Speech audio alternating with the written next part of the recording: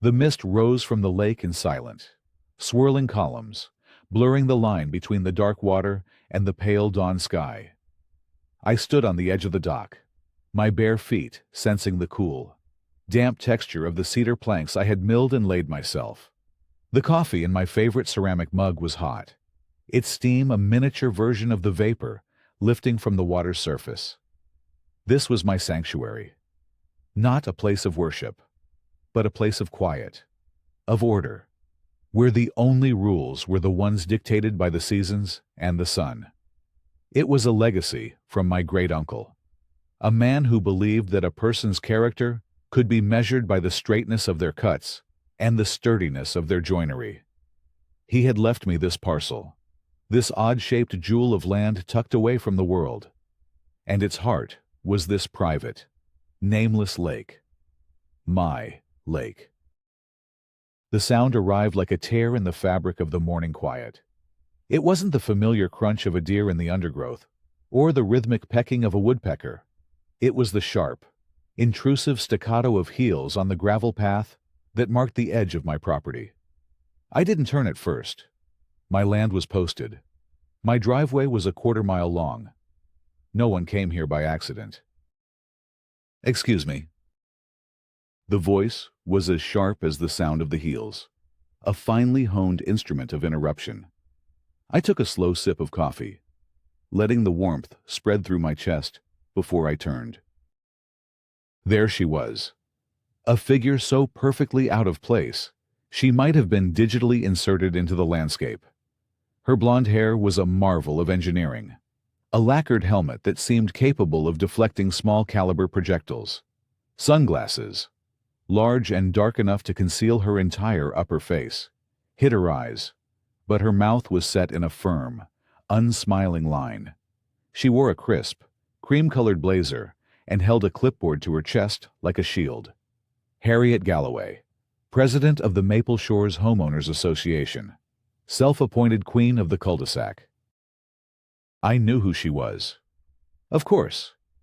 In the 6 years I'd lived here, I'd seen her from a distance, a blur of pastel power suits directing landscapers or inspecting mailboxes from her slow-cruising sedan on the other side of the tree line that separated my world from hers. We had never spoken. There had never been a reason to. She stopped, just short of the grass, her expensive shoes teetering on the last few inches of gravel. She was respecting the property line. For now, it was a calculated gesture, a way of establishing that she knew the rules, even as she prepared to break them.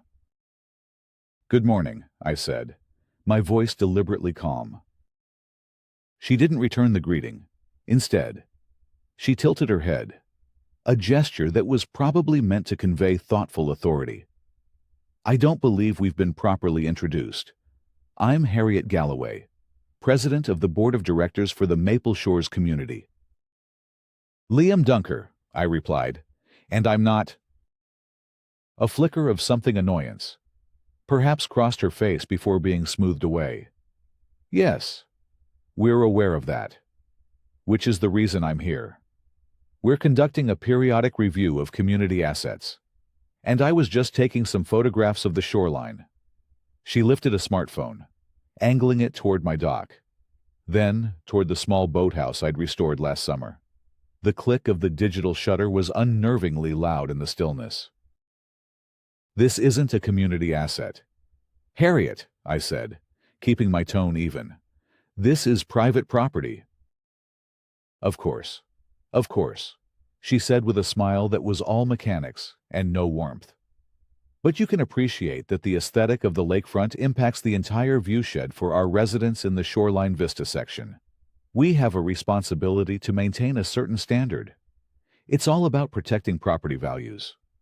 Her gaze fell pointedly on my dock. "It's a rather prominent structure." I looked down at the dock. It was 40 feet of solid western red cedar, anchored to concrete piers I had poured myself. Every board was hand-sanded, every joint a testament to a craft I had spent my life perfecting. It was sturdy, elegant, and built to last a century. It was the furthest thing from an eyesore. I built it to code. I said, county permitted and inspected. I'm sure you did, she cooed, her voice dripping with condescension. But community standards often go above and beyond simple county codes. We have specific guidelines for materials, color palettes, and even the height of waterside structures to ensure a harmonious visual experience for everyone. She made a note on her clipboard with a slim, gold-plated pen. The scratch of it carried across the grass. The implication was clear. My dock, on my land, was now subject to her aesthetic judgment. The conversation was a probe, a gentle but firm push against a boundary to see if it would yield. Well, I said, taking another sip of coffee, my property doesn't fall under the Maple Shores covenants, conditions, and restrictions, so your guidelines don't apply here. Harriet's smile tightened. We'll see. We're just in the preliminary fact-finding stage, just ensuring the community's natural beauty is being properly stewarded. She turned, her heels grinding into the gravel as she walked away. You have a lovely day, Mr. Dunker. I watched her go, a cream-colored phantom disappearing back into the manicured world of identical lawns and regulated flower beds.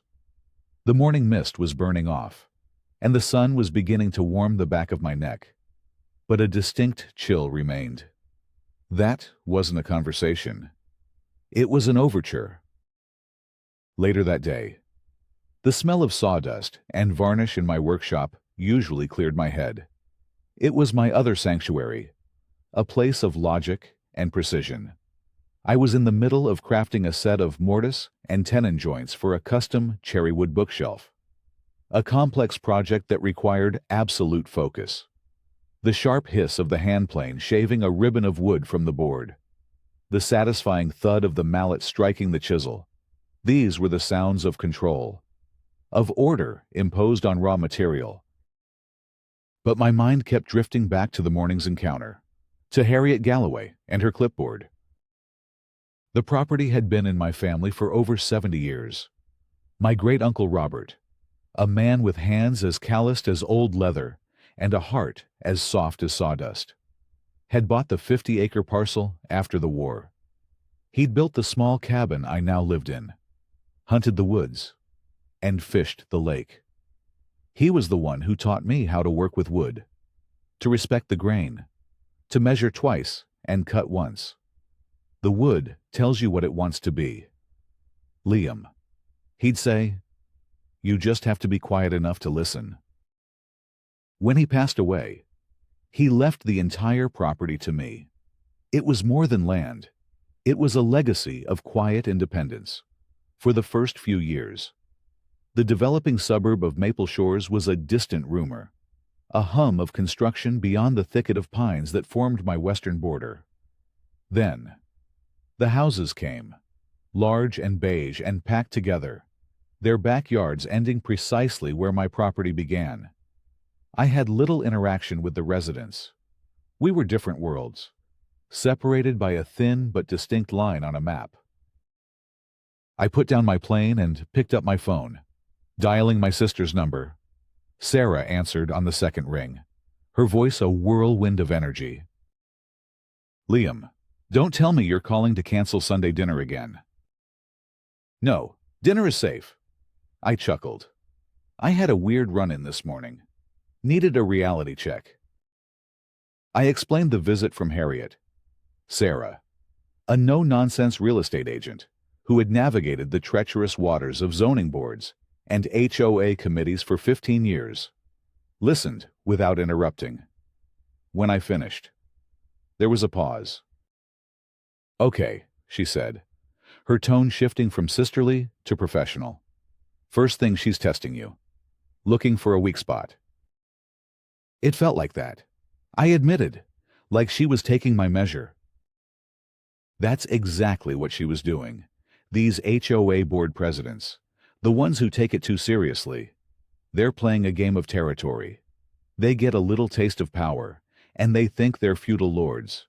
Her talking about viewsheds and aesthetic harmony is classic HOA speak, for I want to control something I don't own. So what do I do? Nothing. For now. You don't engage. You don't argue. You just live your life. But you start a file. Right now. Go get a folder. Label it Maple Shores HOA, and write down today's date, the time of the conversation, and everything you remember her saying. From this moment on, you document everything. Every letter, every email, every weird car that slows down by your driveway. Document it all. You think it's going to escalate? Liam, she said, her voice softening slightly. People like that don't just walk away. They're bored, and they need a project. It sounds like you're her new project. So be careful. And remember the most important rule: no phone calls. Everything in writing. Emails are good. Certified letters are better. You want a paper trail so long and so clear that a judge could read it like a bedtime story. After we hung up, I did exactly as she said. I found a new manila folder, wrote Maple Shores HOA on the tab in clean, block letters, and detailed the morning's conversation on a fresh sheet of paper. It felt a little paranoid, a little dramatic. Harriet was just a nosy neighbor with a title. I told myself she'd check the county records, realize she had no authority, and move on to harassing someone about the color of their garden mulch. But as I placed the folder in the fireproof box where I kept my deed, the survey, and my uncle's will, a knot of unease tightened in my gut. Sarah was right. This was just the beginning. For a week, there was only silence. I half expected to see Harriet's car cruising the perimeter, but there was nothing. The quiet was almost more unnerving than the confrontation. It was the calm before the storm, the held breath before the inevitable exhale. It arrived on a Tuesday afternoon, not with a dramatic flourish, but in a crisp, white envelope left in my mailbox. It wasn't junk mail. The paper was thick, expensive feeling, with the Maple Shores HOA logo, a stylized leaf over a trio of wavy lines embossed in the corner. My hands were steady as I opened it. Inside was a single sheet of heavy bond paper. It wasn't a fine. Not yet. It was a courtesy notice of potential non-compliance. The letter was a masterpiece of passive-aggressive bureaucracy. It began with a cheerful, welcoming tone, as if we were all partners in the grand enterprise of maintaining Maple Shores' award-winning charm. Then it got to the point. It has come to the attention of the Architectural Control Committee ACC that a new structure waterside dock has been erected on a property adjacent to the community's designated shoreline vista area. While we appreciate the craftsmanship, we wish to remind you of the community's governing documents, which contain specific provisions for maintaining the natural harmony and unobstructed view corridors of our shared natural resources. It then cited the specific bylaw, CCNR Article 8, Section 8.4.2, Structures Affecting Community Viewshed. The letter concluded with a polite but firm request. Please contact the management office within 10 business days to discuss this matter and explore potential modifications that would bring the structure into alignment with community standards. We look forward to resolving this amicably. I set the letter down on my workbench and booted up my computer.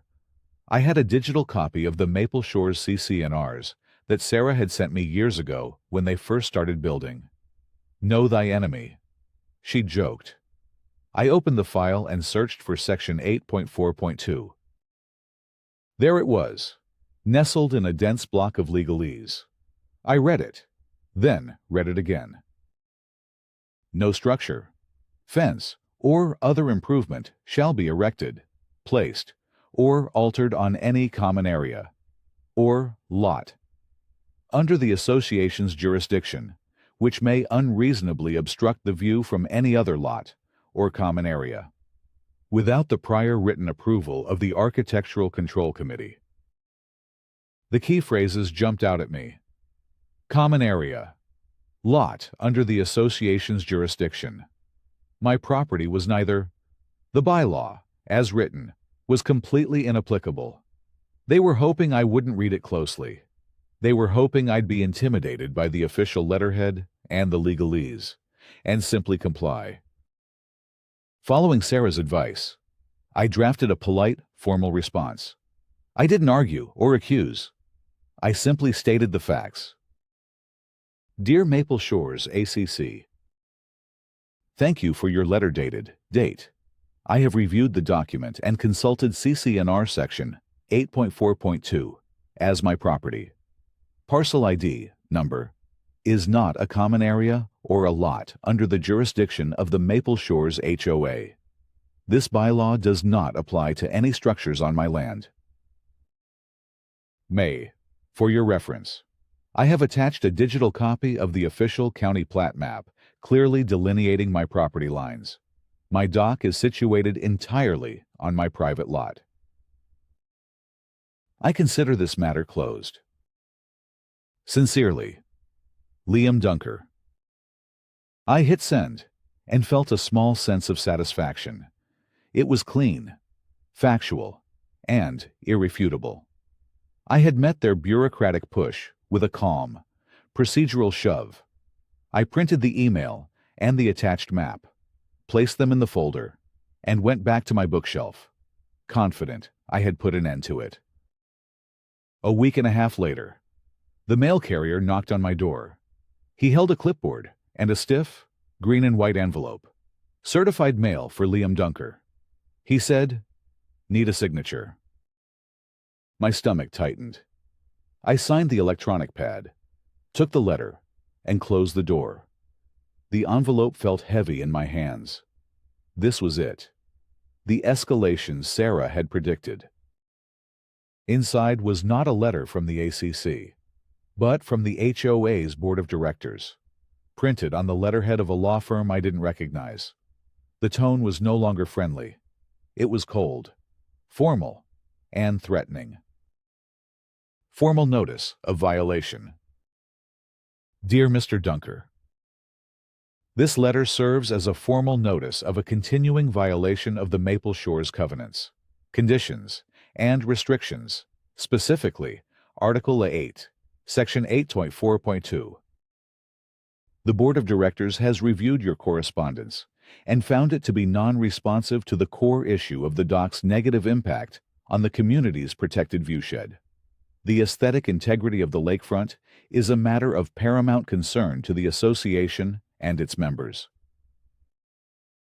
You are hereby directed to submit a plan for the removal or significant modification of the unapproved structure within 30 days of the date of this letter. Failure to comply will result in further enforcement action, which may include the levying of fines and other remedies as provided for in the governing documents and by state law. They had completely ignored my evidence. They hadn't addressed the jurisdictional issue at all. They had simply bulldozed past it, asserting an authority they didn't have. They were no longer testing the boundary. They were trying to erase it. The letter was a declaration of war, fought not with weapons, but with paper. And I knew, with a certainty that chilled me to the bone, that they had no intention of backing down. My first instinct was anger, a hot, clean rage that made me want to march over to Harriet Galloway's perfectly manicured lawn and tell her exactly what she could do with her formal notice. But I heard Sarah's voice in my head. Don't give them any drama, just paper trails. So, I took a deep breath, filed the certified letter and its receipt in my folder, and sent another email. This one was addressed to the entire Board of Directors and formally requested a hearing before the board to present my evidence in person. It was a procedural step, a way of showing I was following the rules, even when they weren't. They granted the hearing. It was scheduled for the following Tuesday evening in a small, Windowless meeting room at the Maple Shores Community Center. The place smelled of stale coffee and industrial carpet cleaner. I walked in at 7:00 p.m. sharp, carrying a portfolio case. Inside, I had a large, professionally printed copy of the official county plat map, my notarized deed, and printouts of the relevant sections of their own CC&Rs. I was prepared. I was calm. I was ready to end this with logic. Harriet sat at the head of a long folding table, flanked by two other board members. One was a man with a perpetually worried expression named Stan, who kept fidgeting with his tie. The other was a woman named Carol, who regarded me with an air of profound disappointment, as if I had personally tracked mud all over her clean floors. A fourth individual, a young woman with a laptop, sat in the corner, presumably to take minutes. "Mr. Dunker," Harriet began, her voice echoing slightly in the sterile room. "Thank you for coming. You have requested this hearing. The floor is yours." There was no warmth, no pretense of neighborliness. This was a tribunal. I opened my case and unrolled the large plat map, placing it in the center of the table. I used small weights to hold down the corners. The map was crisp and clear, the boundary lines of my property drawn in bold, unambiguous black ink. My 50 acres, including the entire lake, were clearly outside the shaded area that designated the Maple Shores HOA. "Thank you for seeing me," I began, my voice steady. "I believe this entire issue stems from a fundamental misunderstanding of property boundaries, as you can see from this official plat map, recorded and certified by the county. My land is not, and has never been, part of the Maple Shores development." I then placed my deed on the table next to the map. "This is the deed to my property, proving sole ownership. There are no easements or covenants attached that grant the Maple Shores HOA any jurisdiction or oversight whatsoever." Finally, I opened their CC&Rs to the bookmarked page. "And this is your own Section 8.4.2, the bylaw cited in your violation notice. As you can see, it explicitly states that it applies to common areas and lots under the association's jurisdiction. My property is neither, therefore, the bylaw is inapplicable, and the violation notice is invalid." I finished my presentation and looked at them, expecting a discussion, a dialogue. I had laid out an irrefutable, fact-based case. There was nothing to debate. Stan, the fidgeter, cleared his throat and looked at Harriet. Carol continued to stare at me as if I were a particularly stubborn stain. Harriet was the one who spoke. She didn't look at my documents. She didn't even glance at the map. She simply folded her hands on the table and gave me that same mechanical smile. "Thank you for your presentation, Mr. Dunker," she said, her voice smooth as glass. "The committee will take your documents under advisement and review them in accordance with our established procedures." I waited. Nothing else came. "Under advisement?" I asked, trying to keep the incredulity out of my voice. "There's nothing to advise. The evidence is right here. It's a matter of public record." "Our procedures are very clear," Harriet continued, her tone unchanging. "We must allow the committee time to consult with our legal counsel and review all pertinent information before making a final determination. You will be notified of our decision in writing." It was a stone wall, a procedural maneuver designed to completely shut down any form of logical debate. They weren't interested in the facts. They had a goal, and my evidence was merely an inconvenient obstacle to be procedurally sidestepped. They were not listening. "So you're ignoring the official county map?" I pressed. "We are following procedure, Mr. Dunker," she said, a hint of steel entering her voice. "The hearing is now concluded. Thank you for your time." She stood up, a clear signal of dismissal. Stan and Carol followed suit, gathering their papers and refusing to make eye contact. I was left standing at the table with my maps and deeds, the scent of their cheap coffee hanging in the air. I had walked in expecting a reasonable discussion and walked out of a kangaroo court. As I rolled up my map, the young woman taking the minutes looked up from her laptop. For a fleeting second, her eyes met mine, and I saw a flicker of something sympathy-pity before she quickly looked away. I walked out into the cool night air, the portfolio case feeling heavier than before. My anger had been replaced by a cold, hard resolve. This wasn't a misunderstanding. This was a deliberate campaign of harassment, and they had just made it clear that they would not be stopped by something as trivial as the law. The board's written decision arrived a week later. It was a single, condescending paragraph stating that after careful review, they had determined the dock constitutes a significant aesthetic intrusion and upheld the violation. Attached was the first official invoice, fine for uncured violation, 100 Zauersars. I immediately called Sarah. "They're not even pretending to follow the law," I said, pacing my workshop floor. "They just ignored everything." "Of course they did," she replied, her voice grim. "They're counting on you getting frustrated and giving up. They think you won't want to pay for a lawyer over $100 fine. This is how they bleed people dry, with 1,000 paper cuts." "So what's the next step?" "You need more than just a deed and a map," she said. "You need to know their history, their vulnerabilities. You need to do some digging. I know a guy." The guy was Arthur Vance. He was a retired county clerk who lived 2 towns over, a man whose greatest joy in life was unearthing procedural errors in dusty public records. Sarah had used him a few times to torpedo dubious zoning applications for her clients.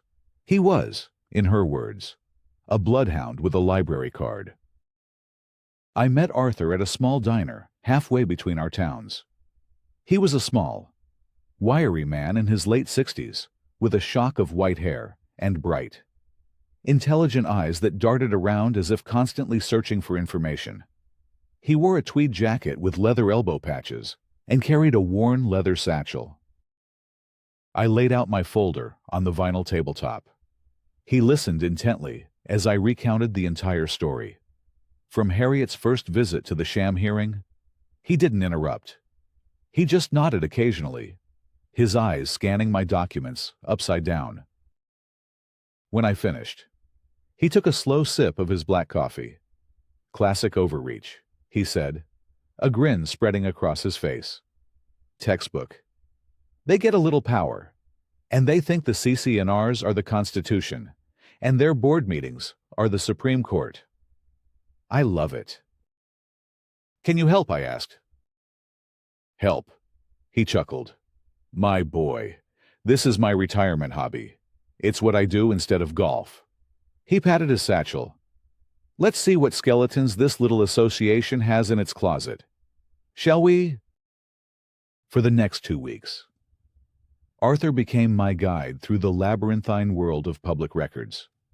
We spent hours at the county recorder's office, poring over microfiche and dusty plat books. Arthur moved through the archives with the easy confidence of a librarian in his own home, pulling documents I never would have known to ask for. We retrieved the HOA's original articles of incorporation, all their bylaws and amendments, and the initial development plans filed back in the late 1990s. The original plans, we discovered, explicitly designated my parcel as non-annexed private land. The lake was labeled private water feature, not for common use. It was a smoking gun, proving that, from the very beginning, the developers and the county had understood the lake was mine. Meanwhile, the paper war with the HOA continued. As expected, I received a second notice 2 weeks after the first, fine for continued non-compliance, 200 hours. It came with a letter informing me that fines would double every 2 weeks until the violation was cured. I sent back a formal letter of dispute via certified mail for each fine, citing the evidence they were ignoring and stating that I would not be paying illegitimate penalties. The stack of certified mail receipts in my folder was growing. One afternoon, Arthur called me, his voice buzzing with excitement. "I think I found something interesting. I filed a public records request for the last 3 years of their board meeting minutes. Just pick them up." I met him back at the diner. He had the documents spread out across a booth. Most of it is boring stuff, arguments about lawn maintenance, approving a budget for new pet waste stations. But look at this. He pointed to the minutes from a meeting held last spring, shortly after Harriet was elected president. Several paragraphs were blacked out with a thick marker. The official reason, typed in the margin, was redacted executive session deliberations. "Executive sessions are allowed," Arthur explained, "but usually only for sensitive things, like discussing pending litigation or employee performance reviews. Redacting a discussion about general policy. That's unusual. It means they were talking about something they didn't want the regular members to see." "Like how to go after my land, I guessed." "Exactly," he said, tapping the blacked-out section. "Whatever their plan is. It started right here. They're hiding something. And that, my friend, is where we need to dig." The feeling of being watched was growing. A white van from a company I didn't recognize parked at the end of the cul-de-sac for a few hours one morning before driving off. I saw a drone hovering over the tree line one afternoon, a tiny black speck against the blue sky. I upgraded my security cameras, adding 2 more with higher resolution and night vision. The battle lines were drawn. They had their procedures, their lawyers, and their endless stream of threatening letters. I had a folder of facts, a retired bloodhound of a researcher, and a growing certainty that this was about far more than just the view. The breakthrough came from an unexpected direction. Arthur, convinced that Harriet's obsession was more than just a power trip, had started digging into her personal and professional life. It felt invasive, but as he put it, when someone declares war on you, you're allowed to scout their position. He spent a day cross-referencing public business filings, old newspaper articles, and county contract awards. He called me late one night. "Liam, I've got it. I know why she's doing this." His voice was electric. He told me to check my email. I opened a file he'd sent, a scanned article from a local business journal dated 3 years ago. The headline read, "Dunker Designs awarded prestigious Ashton Park gazebo contract." My heart skipped a beat. I remembered that job. It was one of my first major commercial projects. A complex, octagonal gazebo for a new public park in the next town over. I had poured my heart into the proposal, creating detailed 3D renderings and sourcing the perfect Port Orford cedar. I won the bid fair and square. The article listed the other finalists. The runner-up was a large, regional firm, Galloway Construction. "Galloway Construction," I said aloud, the name hitting me like a physical blow. Owned and operated by one Kenneth Galloway. Arthur's voice came through the phone. Harriet's husband. I pulled the incorporation documents. It's him. Suddenly, it all clicked into place. The personal animosity, the relentless and illogical pursuit. This wasn't about a view. It was about revenge. My small independent business had outbid her husband's big company for a high-profile, profitable project. I had, in her eyes, embarrassed them, cost them money and prestige. Her presidency of the HOA wasn't just a hobby. It was a platform from which to settle a score. "She's been holding a grudge for 3 years, I murmured, sinking into my chair. "And it gets worse," Arthur said. "I think I've found out what they plan to do with your shoreline once they controlled it." He directed me to another file. It contained the incorporation papers for a brand new LLC, Lakeside Aesthetics. It had been formed just 2 months ago. The registered agent was a man named David Fuller.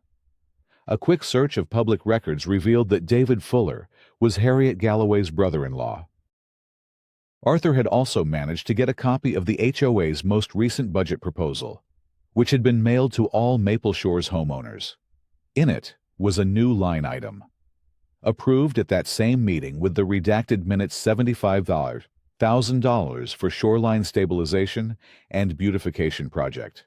The contractor selected for the project, pending final board approval, was Lakeside Aesthetics, LLC. The pieces slammed together with sickening force. It was a classic kickback scheme, elegant in its audacity. Step 1. Harriet gets elected president. Step 2. She manufactures a conflict to seize control over the lakefront, my lakefront. Step 3. She convinces the board to budget a massive sum for a phony beautification project. Step 4.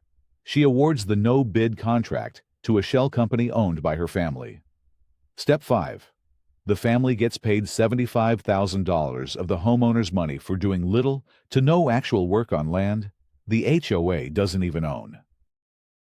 My dock wasn't the problem. It was the obstacle. It stood in the way of her narrative that the shoreline was neglected and needed a professional overhaul. My presence, my ownership, was the inconvenient fact that ruined her entire plan. The fines, the hearings, the harassment. It was all designed to drive me away, to make me so miserable that I would either give in or sell the property. The fight was no longer just personal. It was criminal, fraud, embezzlement, conspiracy.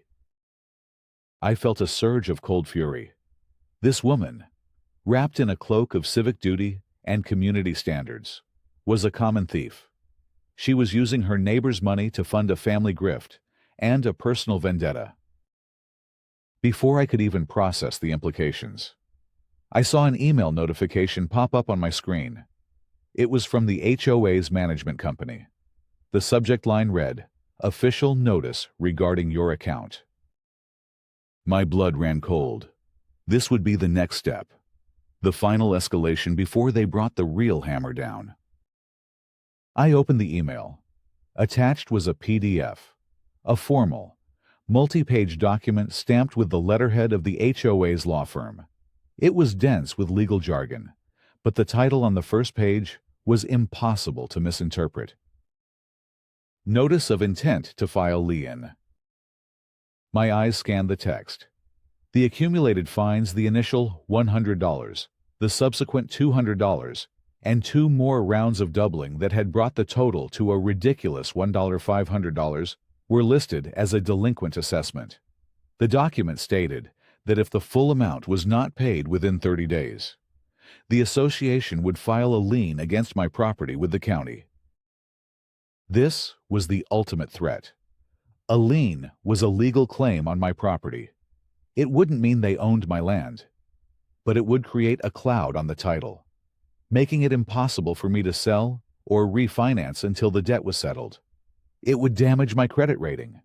It was a permanent black mark, a legal anchor chaining me to their illegitimate authority. It was also, as Arthur quickly confirmed in a phone call, a massive legal bluff. They can't file a valid lien on a property that isn't part of their association, he said, his voice sharp with indignation. It's fraudulent. But they're betting you don't know that. They're betting the threat alone will be enough to make you pay. It's extortion, pure and simple. The notice contained one more crucial piece of information. Tucked away in the final paragraph was a standard announcement. The annual meeting of the Maple Shores Homeowners Association will be held on Thursday, October 26th, at 7:00 p.m. in the Community Center Ballroom. All members are encouraged to attend. October 26th. That was in 2 weeks. This is it. Liam, Arthur said. This is our chance. A public forum. They can't hide behind closed-door hearings and redacted minutes at an annual meeting. The whole community will be there. They have a 5-minute speaker slot on the agenda for non-members with grievances, I said, recalling a line from the HOA's Public Rules of Order. I can register for it. 5 minutes, Arthur mused. That's not a lot of time. It'll be enough, I said, a plan beginning to form in my mind. For the next 2 weeks, my workshop was transformed into a war room. The cherry wood bookshelf sat untouched in the corner. My workbenches were covered not with plans for furniture, but with documents, timelines, and presentation slides. Arthur and I worked methodically, building our case piece by piece. We assembled the evidence into a clear, compelling narrative: the official plat map, the original development plans, the HOA's own CC&Rs, the invoices for the fraudulent fines, the business filings for Galloway Construction and the Shell Company, Lakeside Aesthetics, the HOA budget with the $75,000 line item, and finally, the redacted meeting minutes. That last piece was the key. We had the before, but we needed the after. We needed to know what was under those black bars. The answer came from an unlikely source. One evening, as I was taking out my trash, I saw one of my neighbors from the Maple Shores side, an elderly woman named June, who I'd sometimes see tending her rose bushes. She was the one who had served on the board briefly before resigning a few months ago, right after Harriet took over. She looked over, saw me, and hesitated. Then, with a determined look on her face, she walked toward my driveway. She held a plain brown envelope in her trembling hands. I couldn't stand by any longer, she whispered, not meeting my eyes. What Harriet is doing is wrong. I was in that meeting. I resigned the next day because of it. She pushed the envelope into my hand. I kept my own copy of the minutes, before they were changed. She turned and scurried away before I could thank her. I rushed back inside and opened the envelope. There it was, a clean, unredacted copy of the minutes from that executive session. I read the paragraph that had been blacked out in the official version. Motion to pursue escalating enforcement against the non-member property at 121 Shoreline Drive, Dunker, to establish precedent for shoreline control. Facilitating future beautification projects. Motion carries. 4-1. J. Miller dissenting. June Miller. She had been the lone dissenting vote. This was the proof. The explicit, premeditated plan to harass me, laid out in their own official records. It was the final piece of the puzzle. We had everything: the motive, the means, the conspiracy, and the cover-up. Now, all I had to do was present it all in 5 minutes, in front of an entire community, with a countdown clock ticking away above my head. The stage was set for the final confrontation. The community center ballroom was packed, a sea of unfamiliar faces filled with a mixture of civic duty and mild boredom. Most were here for the mundane business of the annual meeting budget approvals, committee reports, the election of a new board member. They had no idea they were about to witness a trial. I sat in the back row, my laptop bag resting on my knees. My heart was a slow, heavy drum against my ribs. I wasn't a public speaker. I was a craftsman, more comfortable with the quiet company of wood and tools than with a microphone and a crowd. But this wasn't about performance. It was about presenting facts.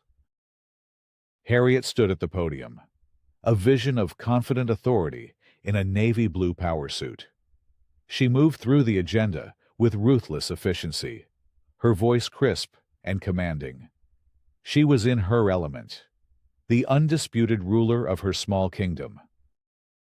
Finally, she arrived at the open forum section. "We now have time for homeowner comments," she announced. We also have one registered non-member who wishes to address the community. Liam Dunker. She said my name with a slight, dismissive emphasis, as if it were an unpleasantness to be dispensed with quickly. Mr. Dunker, you have 5 minutes. As I walked toward the front, a large digital clock was projected onto the screen behind her, its red numerals glowing. I set up my small projector on the podium, connecting it to my laptop. The room was quiet, the air thick with curiosity. I took a deep breath and began. Good evening. My name is Liam Dunker. For the past 6 years, I've been your neighbor, living on the property just beyond the western edge of Maple Shores. For the past 6 weeks, your board of directors has been trying to fine me into submission over a dock they claim violates their rules. I clicked the first slide. On the left was the HOA's violation notice, featuring a crude, hand-drawn map with a big red arrow pointing at my property, labeled Community Viewshed. On the right, I projected the crystal-clear, sealed county plat map. This is the map the board has been using, I said, pointing to the drawing. And this is the legal reality. The visual contrast was jarring. Murmurs rippled through the audience. The clock read 4:15. The board has been fining me based on a bylaw, Section 8.4.2, that they claim gives them authority over my dock. I clicked to the next slide, which showed the full, highlighted text of the bylaw. But, as you can see, the rule applies only to common areas, or lots under the association's jurisdiction. My property, as the county map shows, is neither. The board is knowingly misapplying its own rules to harass a private citizen. More murmurs. I saw a few people leaning forward, exchanging confused glances. Harriet's smile was frozen on her face. The clock ticked down past 3G. Which begs the question, why? Why go to such lengths over a dock they have no control over? I clicked again. A slide appeared with the image of the heavily redacted meeting minutes. This is a copy of the board's meeting minutes from last May, which I obtained through a public records request. As you can see, a key section has been blacked out. I paused, letting the image sink in. The room was utterly silent now, all eyes on the screen. I was curious about what was discussed in that secret executive session. Fortunately, a person of conscience provided me with the original, unredacted version. I clicked one more time. The black bars vanished, replaced by the damning text. Motion to pursue escalating enforcement against the non-member property at 121 Shoreline Drive, Dunker, to establish precedent for shoreline control, facilitating future beautification projects. A collective gasp went through the room. It was all there, in black and white. The premeditated campaign. The lie. Harriet's face had gone pale. Her knuckles were white where she gripped the side of the table. The clock showed 1:30. Now came the hardest part. The final piece of evidence. The moral test. I held up a single sheet of paper. This campaign wasn't just deceptive, it was coercive. The board circulated a petition against my dock to manufacture the appearance of community consensus. I have here a sworn affidavit from a resident who was threatened with thousands of dollars in fines for her garden gnomes, a completely new and unwritten rule if she did not sign it. My eyes scanned the crowd and found her, June Miller. She was sitting in the third row, looking small and terrified, her hands clasped in her lap. She looked like she was about to faint. Exposing her would be the final nail in Harriet's coffin. But it would also subject this frightened, elderly woman to a public spotlight she never wanted. I looked from June's terrified face to Harriet's crumbling composure, and then to the ticking clock.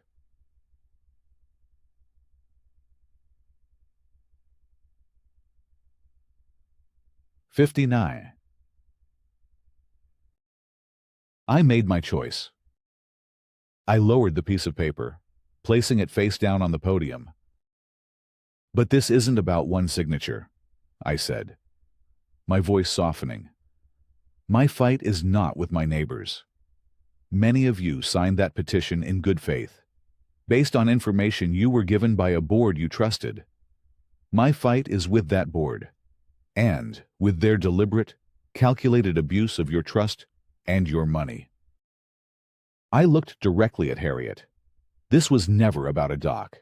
It was about a $75,000 beautification project to be paid to a brand new company owned by the president's brother-in-law. The room erupted. The clock hit. My time was up, but it didn't matter. I had given the truth back to the community. What they did with it was up to them. The ballroom was in an uproar. It wasn't chaos, but a focused, unified wave of outrage. Harriet banged a small gavel on the table, but the sound was swallowed by the voices of angry homeowners. "Point of order," a man in the front row shouted. Standing up. He was a tall man, with a commanding presence I later learned was a retired Army colonel. "Point of order, Madam President." Harriet ignored him, her face a mask of disbelief. "This forum is concluded. We will now move to the budget report." "I make a motion from the floor," the colonel boomed, his voice cutting through the noise. "I move to immediately freeze all discretionary spending by this board and to commission a full, independent forensic audit of the association's finances for the last 2 years." Second, a dozen voices shouted in unison. Suddenly, a man who had been sitting quietly in the corner stood up. He was dressed in a bland corporate suit. He was the representative from the professional management company that the HOA employed to handle its day-to-day operations. He had seen the legal iceberg dead ahead. "As the managing agent," he said, his voice amplified by the room's tense silence, "I must advise the board that such a motion is in order, according to the bylaws.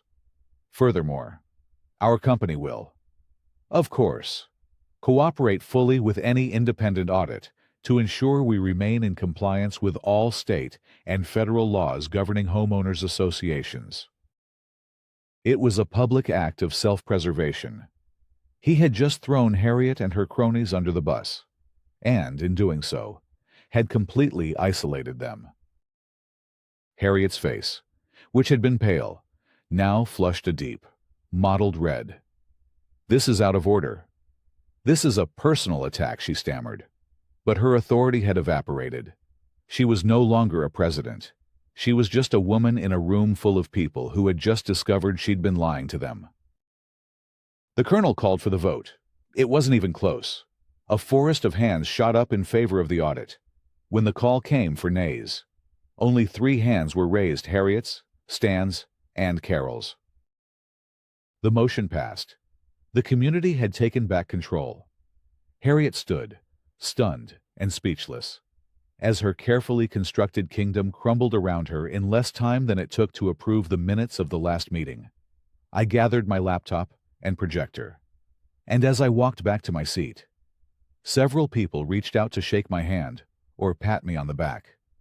June Miller caught my eye from across the room and gave me a small, watery smile of profound gratitude. I had protected her. In that moment, that felt more important than any victory over Harriet. The audit was swift and brutal. It didn't just confirm the kickback scheme.